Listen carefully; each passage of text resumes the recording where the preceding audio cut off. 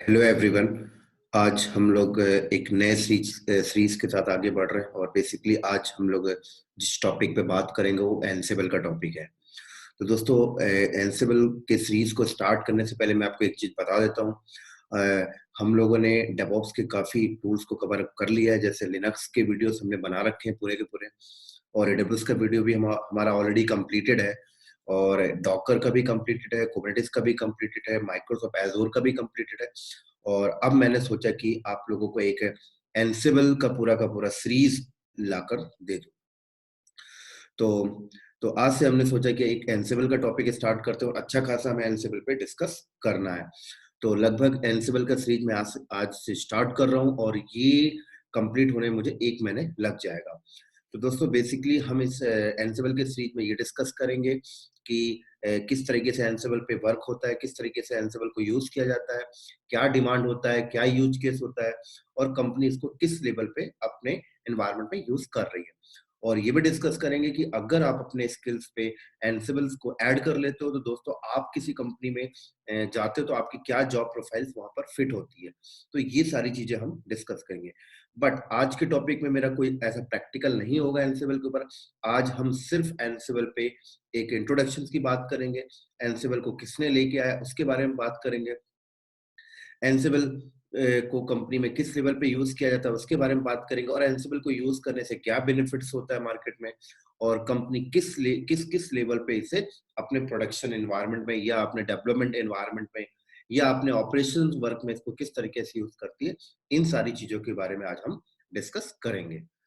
तो चलो फिर हम लोग स्टार्ट करते हैं, डायग्राम के फॉर्मेट में एनसिबल को समझते हैं कि एक्चुअल में ये है क्या, और हम इसको सीखने के बाद क्या क्या चीज हम कर सकते हैं एनसिबल के थ्रू। तो ये सारी चीजें आज हम डिस्कस करेंगे।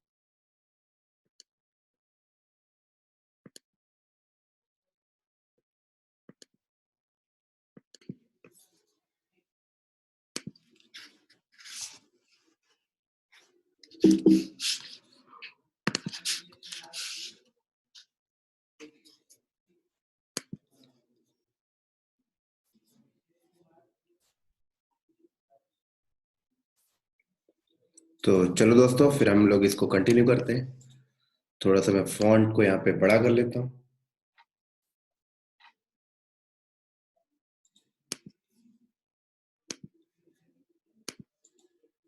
चलो, तो दोस्तों हम एनसिबल को स्टार्ट कर रहे हैं, और एनसिबल की बात करें तो एनसिबल काइंड ऑफ एक सॉफ्टवेयर है, राइट, और इसको ब्रीफ में हम समझेंगे। और एनसिबल एक आपका ओपन सोर्स सॉफ्टवेयर है क्या दोस्तों?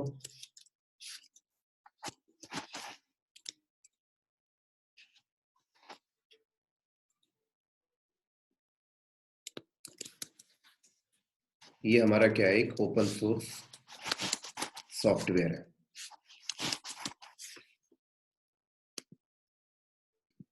तो ये हमारा ओपन सोर्स सॉफ्टवेयर है, और इस सॉफ्टवेयर को बनाने वाला जो बंदा है उसका नाम भी यहाँ पे मैं मेंशन कर देता हूँ, और उसका नाम है यहाँ पर मिचेल डिहान,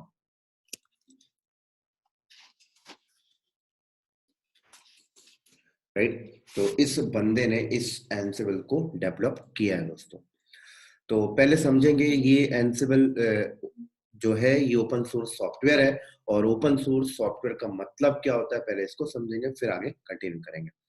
तो दोस्तों, ऐसा सॉफ्टवेयर जिसका सोर्स कोड ओपनली है, बोले तो ओपन रखा गया है, that is a open source software. अब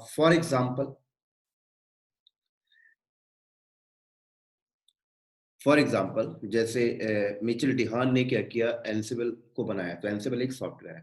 तो जब मिचेल डिहान ने सॉफ्टवेयर को बनाया होगा दोस्तों, तो उसने कोडिंग किया होगा, राइट। क्या किया होगा, उसने अपने सिस्टम के ऊपर बैठकर कोडिंग किया होगा, राइट। कोड लिखा होगा प्रॉपर तरीके से, तब जाकर उसने एक एंसिबल सॉफ्टवेयर को बनाया। और इसका यूज क्या है अभी बात करेंगे बाद में, पहले ओपन सोर्स को समझ लेते हैं। तो उसमें सोर्स कोडिंग की गई होगी, और उस कोड को हम सोर्स कोड कहते हैं, है ना। तो जब मिचेल डेहान ने सॉफ्टवेयर को कंपाइलिंग करा होगा, और कंपाइलिंग करने के बाद एक कंप्लीटली एक सॉफ्टवेयर बना, राइट, जिसको हम यूज करते हैं आजकल। तो मिचेल डेहान ने उस सॉफ्टवेयर का, बोले तो एंसिबल को लिखने में जो उन्होंने जो कोडिंग की थी, उस कोड को उन्होंने ओपन रख दिया, मतलब हाइड नहीं किया, राइट? तो जब उसके सोर्स कोड को ओपन रखा गया, हाइड नहीं किया गया, तो हम इसको ओपन सोर्स सॉफ्टवेयर के नाम से कॉल करते हैं, राइट? तो ऐसा सॉफ्टवेयर जिसका सोर्स कोड ओपन है, कोई भी बंदा उससे देख सकता है, उस सॉफ्टवेयर के सोर्स कोड को रीड कर सकता है, that is the meaning of the open source software. अब ओपन सोर्स करने का बेनिफिट्स क्या होता है, क्या यूज केस होता है? तो दोस्तों, ओपन सोर्स का मतलब ये होता है कि हर एक सॉफ्टवेयर का सोर्स कोड ओपन करने का मतलब ये होता है कि अगर इस सॉफ्टवेयर को कोई भी कस्टमर यूज करे या कोई भी कंपनी यूज करे, फॉर एग्जांपल मान लो मिचेल डियान ने एक एंसिबल नाम का सॉफ्टवेयर बनाया और उसका सोर्स कोड इन्होंने ओपन रखा, तो इनका ओपन रखने का मतलब क्या था वो समझा देता हूँ।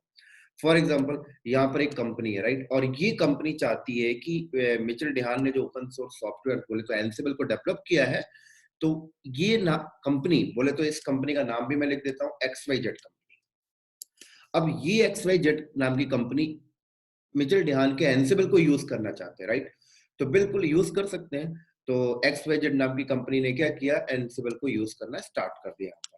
अब सवाल ये आता है दोस्तों कि ये एक्स वाई जेड नाम की कंपनी बोलती है कि मिचेल डिहान ने जो सॉफ्टवेयर ये बनाया एंसिबल, इसमें ये फलाना कमी है, राइट? या ये एंसिबल हमारी ये डिमांड को पूरी नहीं कर पा रहा है, राइट? या इसमें कुछ दिक्कत है। तो ओपन इसका सोर्स कोड ओपन रखने का मतलब ये था कि एक्सवाईजेड नाम की कंपनी को अगर ऐसा लगता है कि भाई ये बग है, ये कमियां है, तो एक्सवाईजेड नाम की कंपनी क्या कर सकती है, उस एंसिबल के अंदर बोले तो जो सोर्स कोड है उसको ओपन करके वो अपने हिसाब से चेंजेस कर सकते हैं। मतलब अपने उनको लगता है भाई ये कमी है, तो ठीक है भाई, आप अपने डेवलपर से उस पर एडिट करा के उसको चेंज करा लीजिए। तो ये मतलब होता है हर एक सॉफ्टवेयर को का जो सोर्स कोड है ओपन करने का। तो ये एक बड़ा रीजन होता है कि हम अपने सॉफ्टवेयर के सोर्स कोड को ओपन रखते हैं, तो हमारा जो कस्टमर है, यूजर है, वो अपने नीड और डिमांड के हिसाब से उस पर चेंजेस कर सकता है। तो बेसिकली ये फायदा होता है दोस्तों सॉफ्टवेयर के सोर्स कोड को ओपन करने का। तो इसी तरीके से दोस्तों यही एक रीजन था यहाँ पर एंसिबल को ओपन सोर्स बनाने का। उसी के साथ साथ अब सवाल ये आता है कि ठीक है भाई, अब ओपन सोर्स इन्होंने कर दिया, राइट? लेकिन आपका ऑर्गेनाइजेशन में, आईटी इंडस्ट्रीज के अंदर हर एक ओपन सोर्स सॉफ्टवेयर को लाइसेंस देने की भी एक ऑर्गेनाइजेशन है, राइट दोस्तों? और उस ऑर्गेनाइजेशन का नाम जो है मैं यहाँ पे लिख देता हूँ, जीएनयू। और आप, आई थिंक आपको इसका फुल फॉर्म भी पता होगा, जनरल पब्लिक लाइसेंस,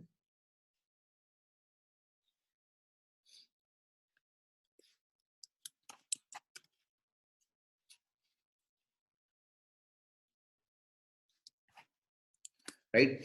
तो जीएनयू एक ऑर्गेनाइजेशन है जो हर एक ओपन सोर्स सॉफ्टवेयर को लाइसेंस प्रोवाइड करती है, दोस्तों। अब ये लाइसेंस प्रोवाइड करने का मतलब क्या है, ये भी मैं आपको अंडरस्टैंड कराता हूँ। फॉर एग्जांपल कि मिचेल डिहान ने क्या किया, एक एंसिबल नाम का सॉफ्टवेयर बनाया, उसका सोर्स कोड ओपन है, राइट? कोई प्रॉब्लम नहीं है।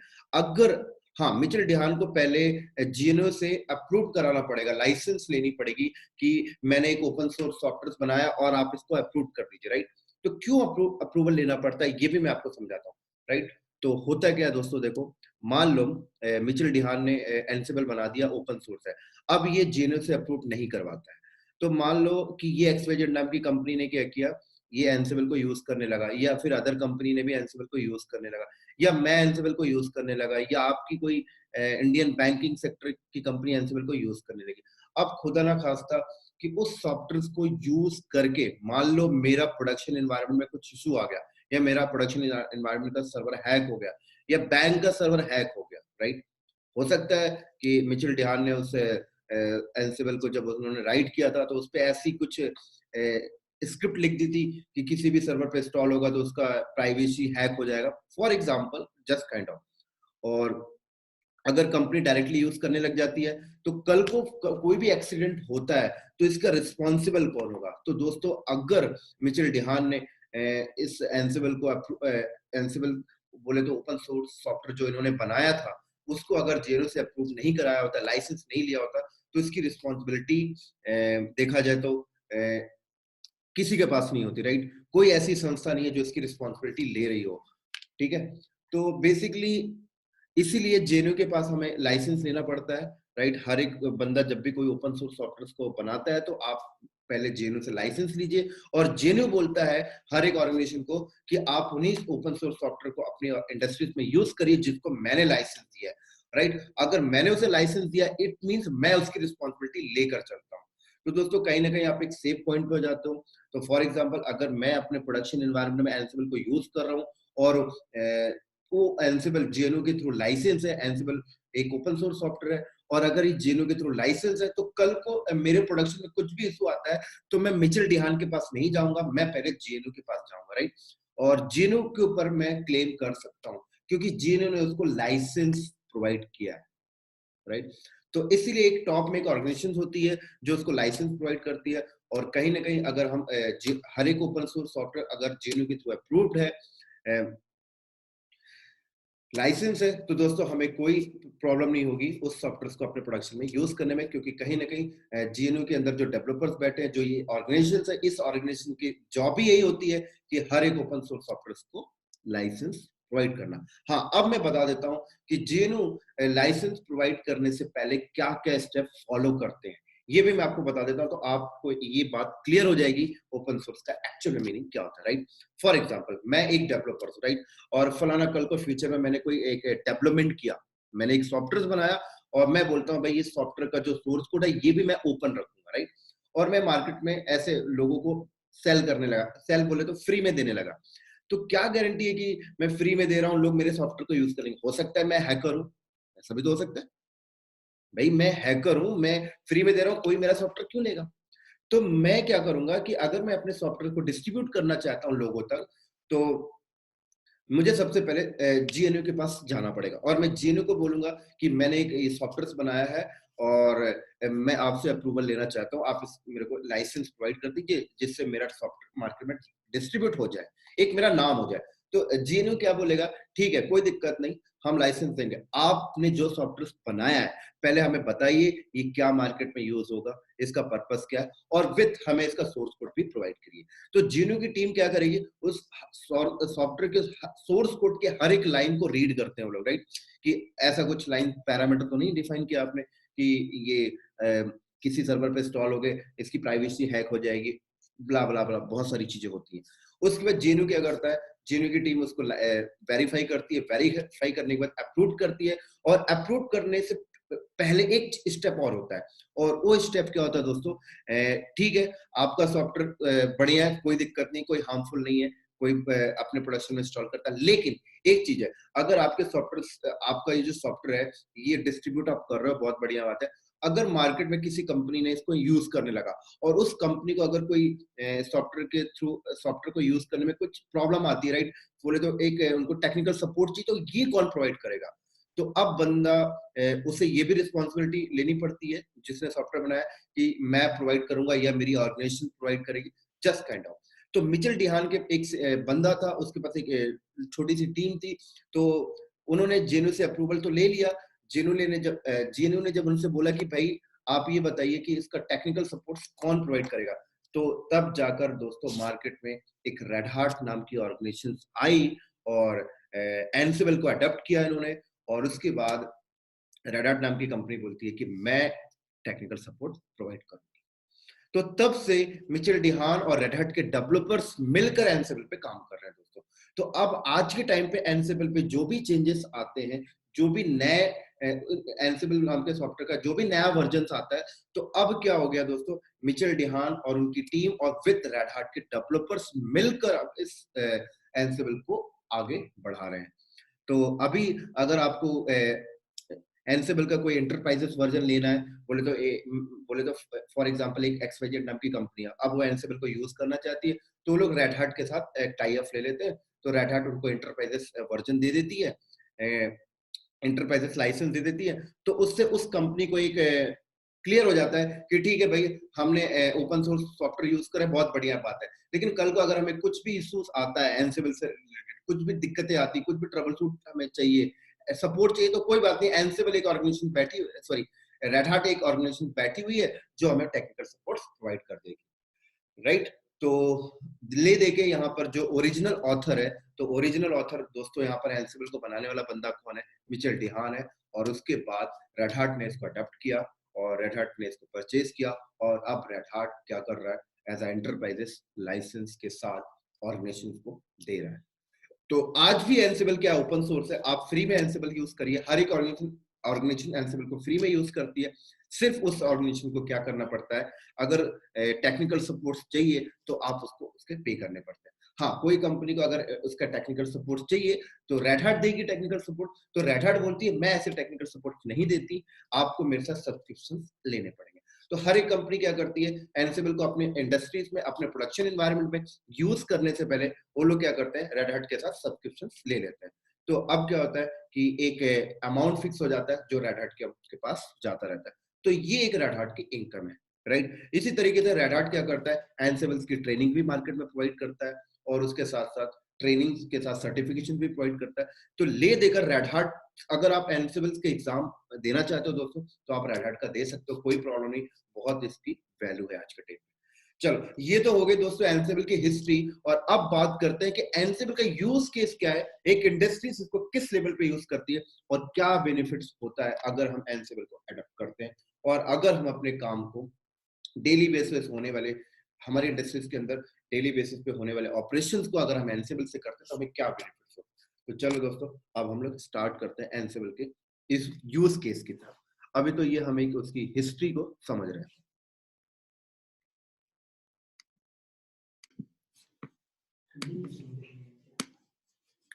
तो दोस्तों हम इसको पहले रफ कर लेते हैं, फिर स्टार्ट करते हैं।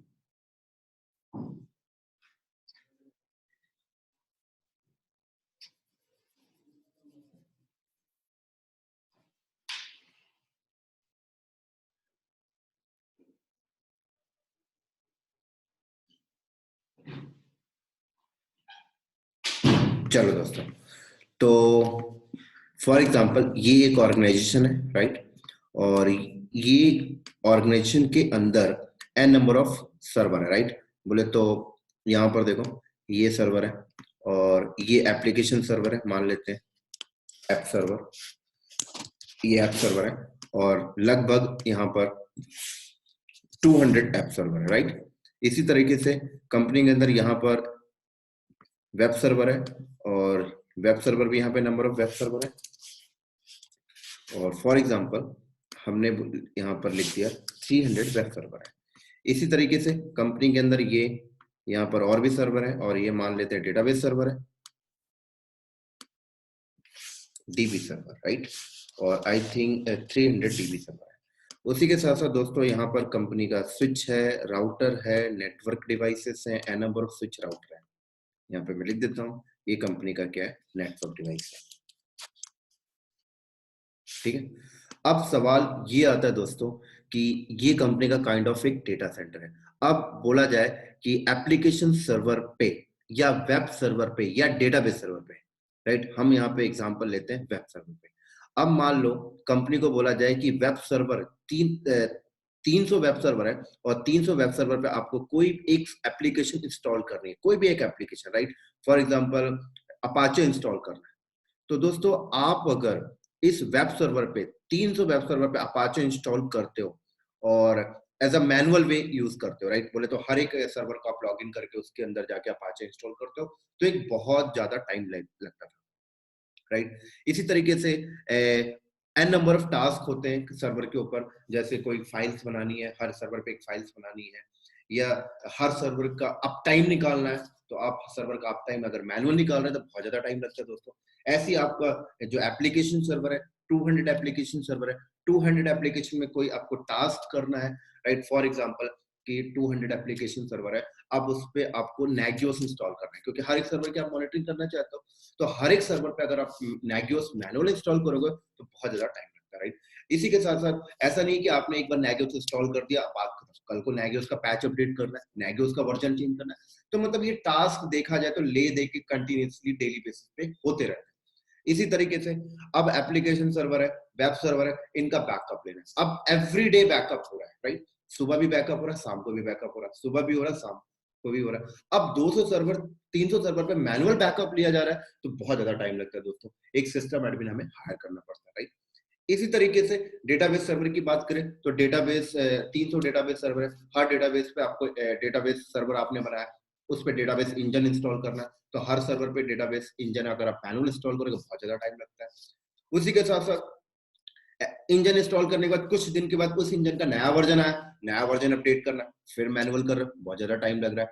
बैकअप ले रहे हो, मैनुअल कर रहे हो, बहुत ज्यादा टाइम लग रहा है। तो दोस्तों क्या होता था, ये तो ठीक है, और बताता हूँ। जैसे ये नेटवर्क डिवाइसेस है, राइट। अब आपकी कंपनी में मान लो 50 स्विच है, 50 राउटर है, 50 फायरवॉल्स है, राइट।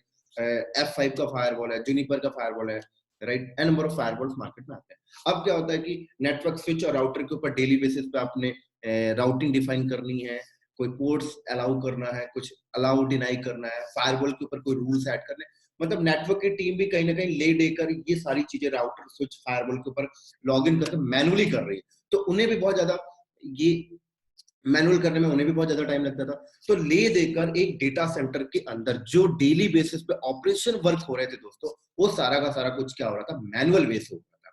तो मैनुअल वे से होने से क्या प्रॉब्लम है, मैनुअल वे से होने से प्रॉब्लम ये होती है कंपनी को कि एक तो मैन पावर हायर करना पड़ता है, राइट, और टाइम भी बहुत ज्यादा लगता है, और कहीं ना कहीं कॉस्टिंग भी जा रही है, क्योंकि मैनुअली काम होगा तो बंदे ज्यादा चाहिए और काम करने में डिले भी होना है, और कहीं ना कहीं आपका बहुत ज़्यादा टाइम भी वेस्ट हो रहा, मनी भी जा रहा, और वो आउटपुट उतना नहीं आ पाता जितना आप लगा के रखते हो। तो अब क्या हुआ कि मार्केट में बोला गया कि भाई ये जो डेली बेसिस पे कंपनी में जो डेली बेसिस पे जो ऑपरेशंस होते हैं डेटा सेंटर के ऊपर, एप्लीकेशन सर्वर के ऊपर, डेटाबेस के ऊपर, वेब सर्वर के ऊपर, स्विच राउटर के ऊपर, फायरवॉल के ऊपर, जो भी आपकी कंपनी में डाटा सेंटर के अंदर डेली बेसिस पे जो ऑपरेशंस होते हैं, कंपनी ने बोला ये ऑपरेशंस को ऑटोमेट करना है। ये ऑपरेशंस ऑटोमेट करना मतलब 250 वेब सर्वर पे पैच अपडेट करना है, तो मैनुअल नहीं करना, ऑटोमेट करना है। डेटाबेस सर्वर का बैकअप लेना है सुबह शाम, मैनुअल नहीं करना, ऑटोमेट करना है। तो ऑटोमेट से फायदा क्या हुआ कि भाई आपको एक तो मैन पावर कम लगेगी, और दूसरा आपका काम भी फास्ट हो जाएगा। स्विच राउटर के ऊपर कोई भी राउटिंग एंट्री करनी है, मैनुअल नहीं करना, ऑटोमेट करना है, राइट। फायरवॉल के ऊपर कोई भी एंट्री करनी है, मैनुअल नहीं करना, ऑटोमेट करना। तो दोस्तों अब बात आती है कि ये डेली बेसिस पे होने वाले टास्क को, राइट, डेली बेसिस पे होने वाला ऑपरेशन बोले तो कॉन्फ़िगरेशन डेली बेसिस पे, या वन टाइम कॉन्फ़िगरेशन भी आप बोल सकते हो। डेली बेसिस पे बोलिए, हो सकता है कि मान लो कि आपने एक आपकी कंपनी में एक नया डेटा सेंटर लगा। अब नया डेटा सेंटर में एक फर्स्ट टाइम कॉन्फ़िगरेशन करनी है, राइट, तो वो भी आप ऑटोमेट करना चाहते हो, राइट, क्योंकि मैनुअल करोगे तो फर्स्ट टाइम भी टाइम लगेगा। तो आप जो भी आपने डेटा सेंटर के अंदर, चाहे फर्स्ट टाइम कॉन्फ़िगरेशंस हो या डेली बेसिस पे कॉन्फ़िगरेशंस हो, जो भी कॉन्फ़िगरेशंस आप कल तक मैनुअल कर रहे थे दोस्तों, तो अब सवाल आती है कि इसको ऑटोमेट करना है। तो ऑटोमेट करने के लिए आपके पास 2 रास्ते होते हैं। पहला रास्ता क्या होता है? मैं यहाँ पे लिख देता हूँ। पहला रास्ता होता है स्क्रिप्टिंग,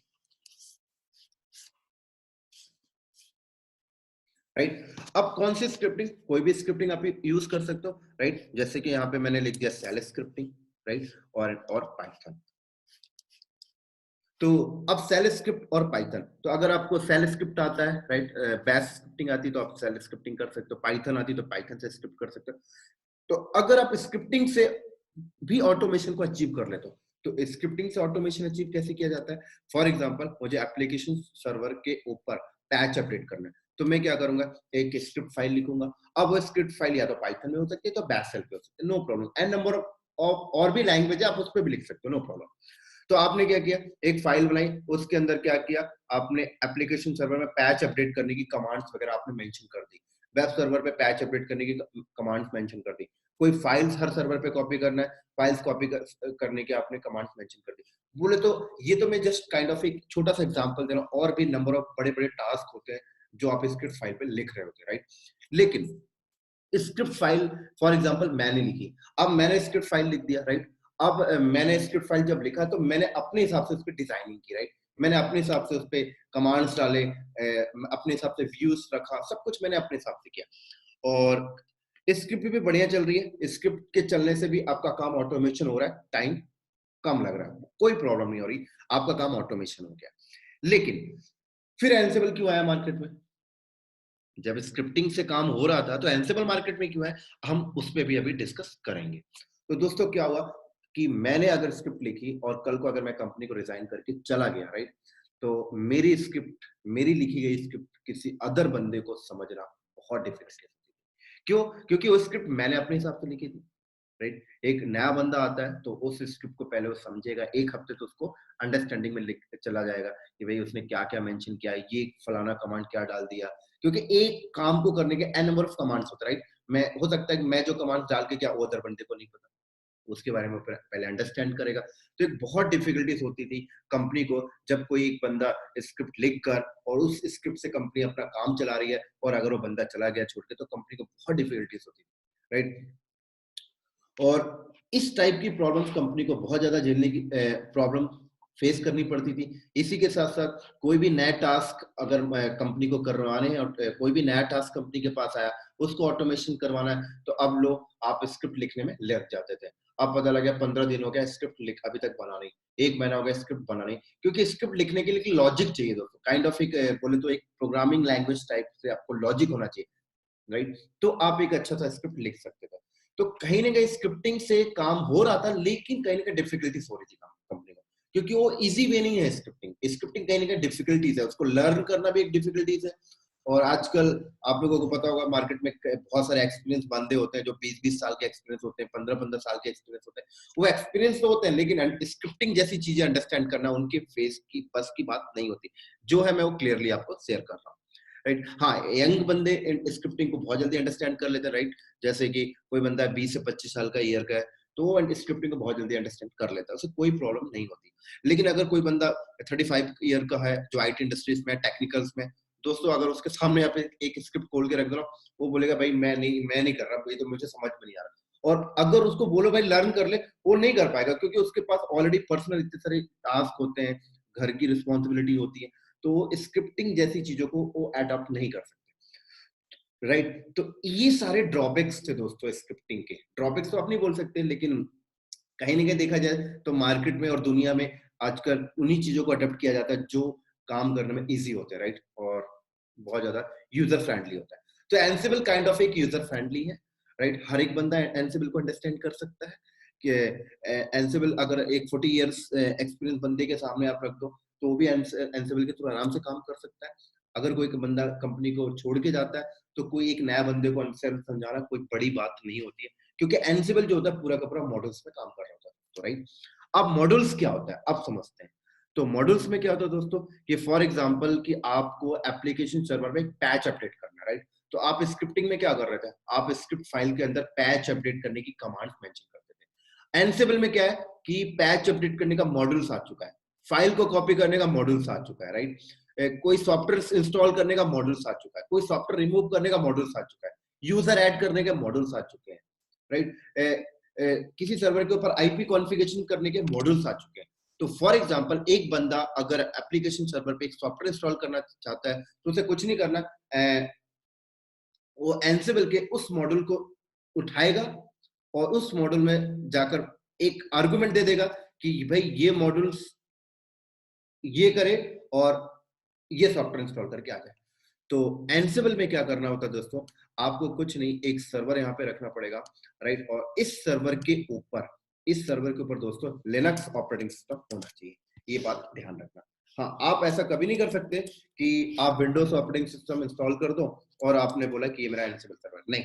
आप एंसिबल के थ्रू किसी भी कोई भी टास्क अदर मशीन पे कराना चाहते हैं, राइट, तो उस पे लिनक्स होना चाहिए। और जब आप लिनक्स इंस्टॉल कर देते हैं, तो देन उसके बाद आपको यहाँ पर एंसिबल नाम का एक सॉफ्टवेयर इंस्टॉल करना पड़ेगा। उसके बाद आप यहाँ पर क्या करेंगे, एंसिबल नाम का एक सॉफ्टवेयर इंस्टॉल करेंगे, और उसके बाद जब एंसिबल नाम का सॉफ्टवेयर इंस्टॉल हुआ, उसके बाद ये हो जाता है एंसिबल सर्वर। क्या हो जाता है दोस्तों, इसको आप एंसिबल सर्वर बोलिए, कोई प्रॉब्लम नहीं। आप इसको कंट्रोलर नोड बोलिए, कोई प्रॉब्लम नहीं। एंसिबल कंट्रोलर बोलिए, कोई प्रॉब्लम नहीं। एन नंबर ऑफ नेम से लोग इसको कॉल करते हैं, कंट्रोलर, राइट। तो अब ये एंसिबल कंट्रोलर हो गया, मतलब यहां से टास्क चलेगी और इस पे जाएगी। तो ये हो जाते हैं मैनेज नोड, ये हो गया कंट्रोलर नोड, ये हो गया मैनेज नोड। तो दोस्तों हाँ, मैनेज नोड बोले तो मैनेज नोड ये वाले नोड ये हो सकते हैं विंडोज, कोई प्रॉब्लम नहीं है। ये 200 वेब सर्वर में एक 200 में 50 विंडोज हो, 50 लिनक्स हो, यूनिक्स हो, मैक हो, कोई प्रॉब्लम नहीं है। 200 ऐप सर्वर में विंडोज हो, यूनिक्स हो, कोई प्रॉब्लम नहीं है। लेकिन जो एंसिबल सर्वर है बोले तो जहां से आप टास्क को चलाते हो, जो जिसको आप एंसिबल कंट्रोलर बोल रहे हो, दोस्तों यहाँ पर लिनक्स होना मैंडेटरी है। ये बात आप ध्यान रखना। अब देखो क्या होगा कि एंसिबल को कॉन्फ़िगर करने का कुछ बेसिक रिक्वायरमेंट्स होता है, वो बेसिक रिक्वायरमेंट भी मैं आपको शेयर कर देता हूँ। तो यहाँ पर एक लिनक्स ऑपरेटिंग सिस्टम होना चाहिए दोस्तों यहाँ पर, राइट। और लिनक्स ऑपरेटिंग सिस्टम होना चाहिए आपके पास, और लिनक्स ऑपरेटिंग सिस्टम के साथ साथ आपके पास इसमें पाइथन का सॉफ्टवेयर होना चाहिए, राइट। क्योंकि एंसिबल जो होता है पूरा का पूरा पाइथन में रिटर्न किया गया है, और पाइथन का 2.4 वर्जन होना चाहिए। ये बात आप अपने दिमाग में ध्यान से रख लीजिए, 2.4, उससे नीचे का नहीं चलेगा, अबव होगा चल जाएगा। उसके बाद क्या होता है कि आप यहाँ पर एंसिबल के थ्रू आपको फॉर एग्जांपल इस सर्वर पे कोई पैच अपडेट कराना है, तो आप एंसिबल के अंदर पैच अपडेट का मॉड्यूल उठा लीजिए और उसके थ्रू आप आर्गुमेंट डिफाइन करके कर सकते हैं। आपको कोई सॉफ्टवेयर कॉपी करना है, एंसिबल के अंदर सॉफ्टवेयर को कॉपी करने का मॉड्यूल्स है, आप उसको उठा लीजिए और उससे कर लीजिए। ये भी नहीं, आप मान लो एंसिबल के थ्रू दोस्तों आप अपने नेटवर्क डिवाइसेस को भी मैनेज कर सकते हो, अपने कंपनी के F5 फायरवॉल को भी मैनेज कर सकते हो, राइट। तो मान लो आपको राउटर के ऊपर कोई राउटिंग डिफाइन करनी है, एंसिबल के अंदर एंसिबल कहता है मेरे पास वो राउटर के अंदर काम करने का भी मॉड्यूल्स है, आप वो मॉड्यूल्स को उठाइए और अपने राउटर्स पे वो काम करवा सकते हो, राइट। इसी तरीके से स्विच पे भी करवा सकते हो और फायरवॉल के ऊपर भी करा सकते हो। इसी तरीके से एंसिबल इतना नहीं, और भी बहुत सारी चीजें कर लेता है। जैसे कि मान लो आपका इंफ्रास्ट्रक्चर एडब्ल्यूएस पे लगा हुआ, अब एडब्ल्यूएस के ऊपर आपको कोई चीजें ऑटोमेशन करनी है, फॉर एग्जांपल 500 इंस्टेंस आपको बनाने हैं, एंसिबल कहता है मेरे पास एडब्ल्यूएस पे काम करने के लिए भी मॉड्यूल्स है, मेरे मॉड्यूल्स को उठा के आप एडब्ल्यूएस पे भी वो काम कर सकते हो। वीपीसी बनाना है, एंसिबल कहता है मेरे पास वो भी मॉड्यूल्स है, उस मॉड्यूल के थ्रू आप एडब्ल्यूएस पे वीपीसी बना सकते हो। ना कि एडब्ल्यूएस पे, आप एजोर के ऊपर भी कर सकते हो अपना कॉन्फ़िगरेशंस को ऑटोमेट एंसिबल के थ्रू, गूगल क्लाउड के ऊपर भी कर सकते हो। इसका मतलब एंसिबल हर एक प्लेटफॉर्म पे आप हर एक प्लेटफॉर्म पे जो टास्क करते हो, आप जो ऑपरेशन करते हो मैनुअल, आप उसको ऑटोमेट करा सकते हो, उसकी कॉन्फ़िगरेशन को ऑटोमेट करा सकते हो वाया एंसिबल। तो इतना ज्यादा फेमस है दोस्तों एंसिबल, राइट। और अच्छा खासा बूम पे है, और इस पे काफी ज्यादा जॉब भी मार्केट में बहुत आ रही है आजकल। तो हाँ, एक चीज और बता दूं, एंसिबल पे बाय डिफॉल्ट एंसिबल पे तो बहुत सारे मॉडल्स अवेलेबल है, और उनके डेवलपर्स और मिचेल डीहसन मिलकर एंसिबल के और मॉडल्स के ऊपर काम कर रहे हैं। मतलब और भी नंबर ऑफ मॉडल्स वो ला ला के दे रहे हैं हमारी सुविधा के लिए, कि हमें इतनी दिक्कतें ना हो। तो दोस्तों जब इतना इजी चीज मार्केट में आ चुका है आपके ऑपरेशन वर्क को ऑटोमेट करने के लिए, तो फिर भला हम स्क्रिप्टिंग की तरफ क्यों जाए मार्केट, राइट। तो बहुत इजी है, लाइक उनके डेवलपर्स, हाँ, हालांकि मॉडल्स के अंदर देखा जाए तो स्क्रिप्टिंग ही लिखी हुई है, लेकिन वो स्क्रिप्टिंग के बारे में अब हमें नहीं सोचना, हमें तो मॉडल्स बना कर दे दिया कि हम मॉडल्स को यूज कर रहे हैं, बस बात खत्म। तो इसी तरीके से दोस्तों एंसिबल, यहाँ पर एंसिबल में एक और बेनिफिट्स होता है कि मान लो कुछ मॉडल्स अवेलेबल नहीं है, फॉर एग्जांपल आप अपनी कंपनी में कुछ ऐसा टास्क करना चाहते हो जिसमें एंसिबल के पास कोई भी मॉडल्स अवेलेबल नहीं है, तो एंसिबल बोलता है कोई दिक्कत नहीं, आप खुद से भी मॉडल्स को लिख सकते हो दोस्तों, ऐसी कोई प्रॉब्लम नहीं। हाँ, अब जब आप खुद मॉडल्स लिखोगे तो उसको कस्टम मॉडल्स बोला जाता है। उस मॉडल्स को लिखने के लिए आपको पाइथन आनी चाहिए, रूबी या बैश। तो इन 3 लैंग्वेज में आप लिख सकते हो। तो कोई बात नहीं भाई, जब इतने सारे मॉडल्स हैं, एक आध मॉडल्स लिखना होगा तो पाइथन की नॉलेज ले लेंगे, राइट। लेकिन ये सारी चीजें बाद में चाहिए, पहले तो आप सिस्टम एडमिन तक का एंसिबल सीख जाएंगे दोस्तों। हाँ, एक चीज और मैं आपको बता दूं, एंसिबल इजी भी है और टफ भी है। इजी भी है, टफ भी है। अब किसके लिए इजी है, किसके लिए टफ है, ये मैं आपको अंडरस्टैंड कराता हूँ, राइट। फॉर एग्जांपल एक बंदा, जैसे कि उसको सिस्टम एडमिन का कुछ नहीं आता, राइट। एक बंदा है, उसको लिनक्स ओएस का कुछ नहीं पता, उससे सिस्टम एडमिन का कुछ नहीं पता कि भाई सॉफ्टवेयर कैसे इंस्टॉल करते हैं, सर्वर्स कैसे कॉन्फ़िगर करते हैं, नेटवर्क स्विच कैसे करते हैं। तो अगर वो बंदा एंसिबल कर लेना, उसके कोई बेनिफिट्स का नहीं है, राइट। एंसिबल उन्हीं बंदे के लिए अच्छा होता है जो बंदा ऑलरेडी सिस्टम एडमिन है। फॉर एग्जांपल मैं एक सिस्टम एडमिन हूं, मैं एक कंपनी के अंदर बैकअप मैनेजमेंट का प्रोसेस कर रहा हूं। तो मैं अगर एंसिबल सीखता हूं तो मेरे लिए यूज केस है कि भाई मैं जो अपनी कंपनी में बैकअप मैनेजमेंट मैनुअली कर रहा था, मैं एंसिबल के थ्रू उसको ऑटोमेट करके दूं, तो मेरे लिए इजी है। लेकिन एक बंदा अपनी लाइफ में कभी बैकअप मैनेजमेंट किया ही नहीं, उसे कभी इस चीज का एक्सपीरियंस ही नहीं है कि भाई सिस्टम एडमिन की जॉब की प्रोफाइल में होता क्या है, उसने कभी मैनुअली ही नहीं किया, उसे कोई एक्सपीरियंस नहीं है, तो वो अगर एंसिबल सीख लेता है तो उसके लिए कोई यूज केस नहीं, वो कहाँ पर और क्या ऑटोमेशन करेगा, क्या कॉन्फ़िगरेशन को ऑटोमेट करेगा, उसको कुछ समझ नहीं आ पाएगा।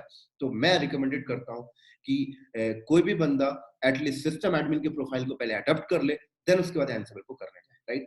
इसी तरीके से मान लीजिए एक नेटवर्क का बंदा आके बोलता है कि मैं एंसिबल सीख लूँ, क्या मेरी जॉब परफेक्ट है? तो मैं उससे बोलता हूँ, भाई तू पहले नेटवर्क के ऊपर कुछ मैनुअल कॉन्फ़िगरेशन किया है लाइफ में कभी? कभी तूने स्विच कॉन्फ़िगर किया है, कभी तूने राउटर कॉन्फ़िगर किया है कि स्विच के ऊपर काम किया, फायरवॉल के ऊपर काम किया? हाँ, अगर तूने पास्ट में कभी काम किया है, ये सारी चीज़ें मैनुअल की है, तो तुझे एंसिबल अच्छे से समझ में आएगा। फिर तो तुझे कुछ नहीं देखना, तुझे तो बहुत मज़ा आएगा कि भाई ये चीज़ें मैं मैनुअल कर रहा था, एंसिबल में तो ये मॉड्यूल्स उठा के मैं ऑटोमेट कर, तो एक बेनिफिट हो जाता है दोस्तों।